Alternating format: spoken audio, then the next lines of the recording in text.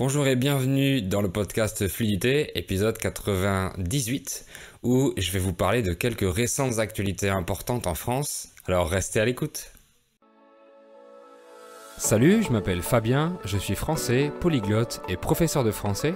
Vous êtes sur le podcast qui vous parle de culture, d'histoire ou de géographie française, d'astuces d'apprentissage et bien plus encore, dans un français naturel et facile. Bienvenue dans le podcast Fluidité. Avant de commencer cet épisode, je vous invite à rejoindre notre club VIP. C'est un club privé sur Patreon où vous avez des contenus additionnels pour apprendre le français. Pour chaque épisode ou contenu vidéo, vous avez accès à des bonus tels que la liste du vocabulaire en PDF, les transcriptions bilingues, la version audio MP3 à télécharger et un autre podcast où j'explique la grammaire des contenus. Vous avez aussi accès à une communauté de plus de 200 membres. On discute ensemble sur un groupe Telegram et sur Discord où on fait des réunions en groupe. Vous pourrez pratiquer votre français avec des amis qui s'aident les uns les autres. Je vous mets le lien sur les plateformes de podcast et sur YouTube pour vous inscrire. C'est seulement 5 € par mois et vous êtes libre de rester autant de temps que vous voulez. Si vous m'écoutez en podcast, vous pouvez regarder la version vidéo sur YouTube avec les sous-titres en français, mais aussi en espagnol, en anglais, en portugais ou en arabe selon votre niveau. Donc je vous laisse le lien dans la description de l'épisode pour pouvoir y accéder. Alors, ça fait longtemps que j'ai pas fait un épisode sur les actualités, on dit les actus, donc on va s'en occuper aujourd'hui. Je vais vous parler de quelques nouvelles importantes pour que vous puissiez écouter du vocabulaire de la vie quotidienne. Et je parle toujours en français courant, donc ni trop familier, ni trop soutenu.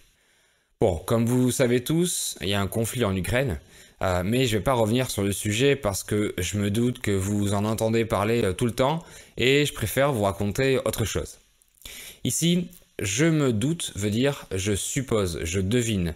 Ça ne veut pas dire j'ai un doute. Bon, et ce qu'il faut savoir, c'est que pour soutenir l'Ukraine, beaucoup de pays ont décidé de boycotter la Russie par différents moyens. Et la France en fait partie et les sanctions prises ont certaines conséquences, vous allez voir juste après.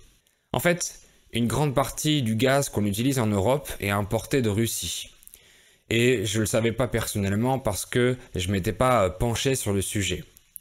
Se pencher sur un sujet veut dire s'intéresser à un sujet. Deuxièmement, cette guerre arrive juste après la pandémie qui avait déjà provoqué une baisse de production dans le monde entier. Et il y a d'autres ressources ou matières premières qui sont impactées par ces deux événements à la suite. La conséquence de tout ça, c'est que le prix de ces matières et de ces ressources énergétiques a beaucoup augmenté en seulement quelques semaines. Et pour faire face à cette hausse des prix, le gouvernement français a pris certaines mesures qui, selon moi, seront bénéfiques à long terme. Bénéfiques pour le climat, donc pour la planète, et donc pour tous ces êtres vivants. Et il y a aussi un risque de pénurie d'énergie, de manque d'énergie, donc il faut agir très vite. Donc le 14 juillet, Emmanuel Macron a annoncé un plan de sobriété énergétique. La sobriété, c'est le fait d'être sobre. L'adjectif sobre est utilisé pour parler de quelqu'un qui ne boit pas d'alcool. Mais il veut aussi dire que quelque chose est modéré ou mesuré. Le contraire de sobre serait démesuré. Ce plan de sobriété énergétique consiste à réduire de 10% d'ici à 2024 notre consommation d'énergie par rapport à 2019. Les énergies qu'on utilise, c'est le gaz naturel, le carburant et l'électricité. 10% de réduction, c'est la première étape pour réduire cette consommation à 40% en 2050. C'est une baisse énorme, mais qui est nécessaire selon les experts. Donc la France voudrait tenir cet engagement.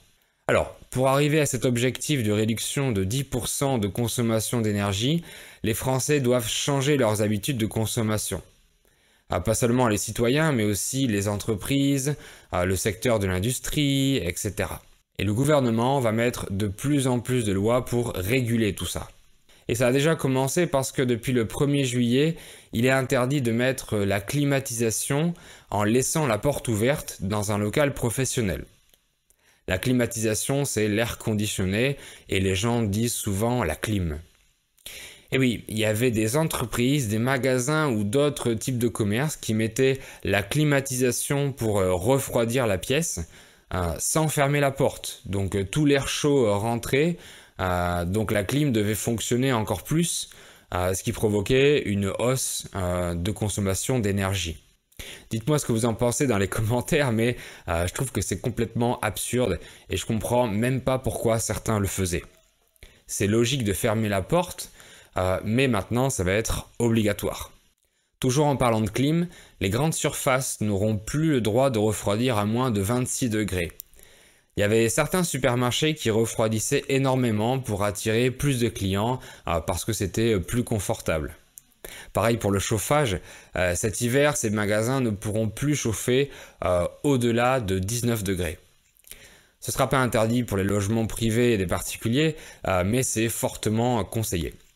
Parce que c'est vrai qu'on est mal habitué et qu'on monte le chauffage dès qu'on a froid, c'est notre premier réflexe au lieu de se couvrir plus, de mettre plus de vêtements pour avoir moins froid. Je sais que ça demande aux gens de réduire leur confort personnel et c'est très difficile pour l'être humain.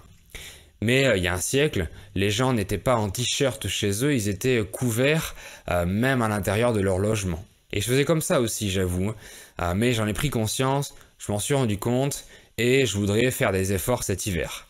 Je sais que c'est plus facile à dire qu'à faire, mais je ferai de mon mieux.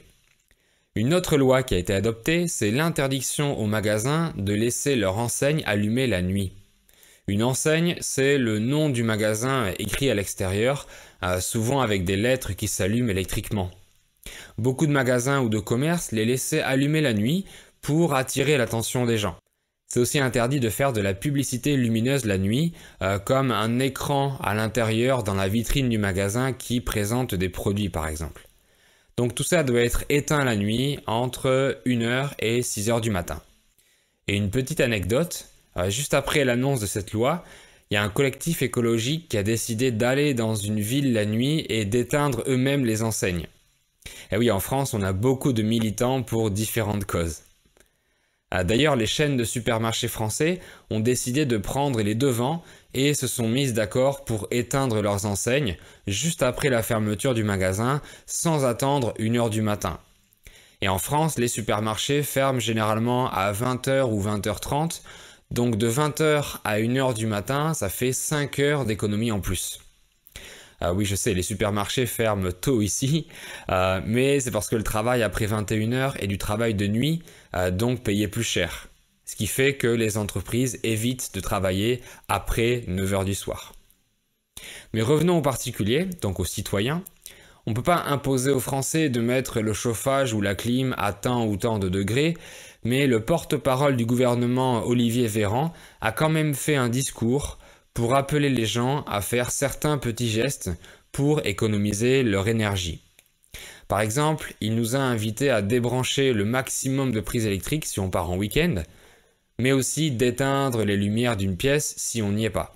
Il n'a pas tout détaillé, mais il y a d'autres actions qu'on peut faire comme arrêter de prendre des bains et ne prendre que des douches. On peut aussi optimiser les appareils les plus gourmands en énergie, laver son linge seulement quand le lave-linge est plein, pareil pour le lave-vaisselle.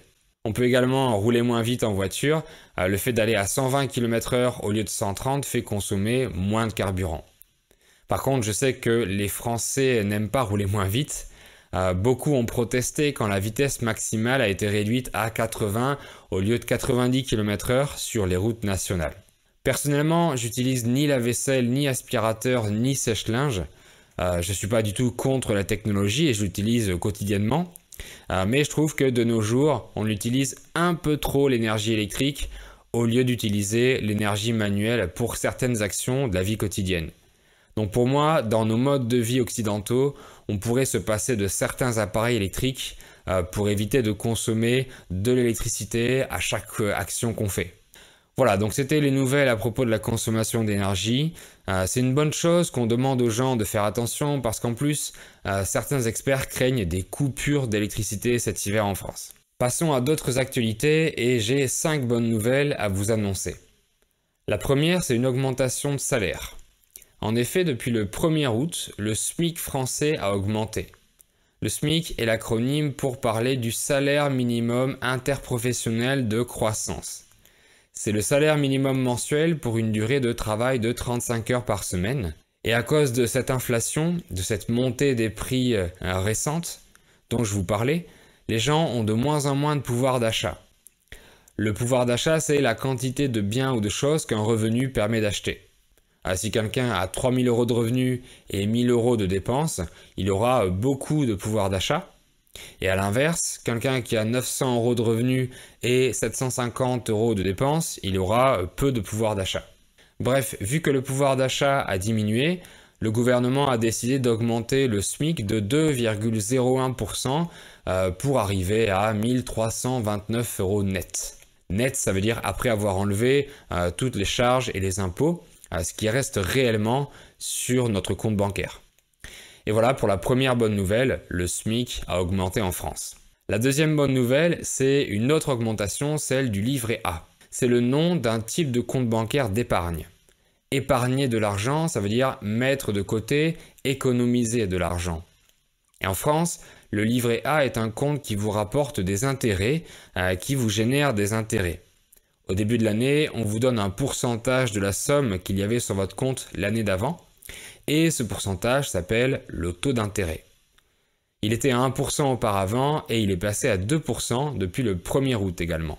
Cette décision a été prise pour réduire l'impact de l'inflation en France, qui est à 5 ou 6% quand même. Ensuite, encore une autre augmentation, une autre hausse, c'est l'allocation rentrée scolaire qui va augmenter de 4% en France. C'est une aide financière donnée aux parents pour acheter les fournitures de la rentrée scolaire de septembre.